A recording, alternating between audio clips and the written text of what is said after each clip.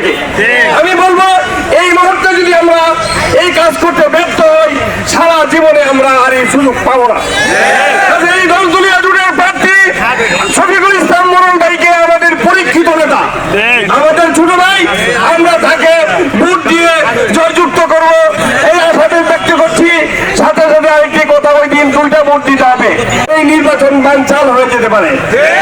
এই ষড়যন্ত্রকারীরা এখনো ষড়যন্ত্র করছে, তারা নাপুরের পক্ষে আস্তে আস্তে কথা চালাচ্ছে। কাজে আমরা 2টা ভোট দিব, একটা হ্যাঁ ভোট দিব আর একটা দাঁড়িপাল্লায় ভোট দিব। সকলকে ধন্যবাদ জানিয়ে দাঁড়িপাল্লার সফলতা কামনা করে মজলুম মেহনতি মানুষের পক্ষে দাঁড়িপাল্লা হবে আমাদের একটা ইনসাফের প্রতীক। সে আশাবাদ ব্যক্ত করে আগামী দিনে সংসদে পাঠাবো, এই আশাবাদ ব্যক্ত করে আমি আমার কথা শেষ করছি। আসসালামু আলাইকুম।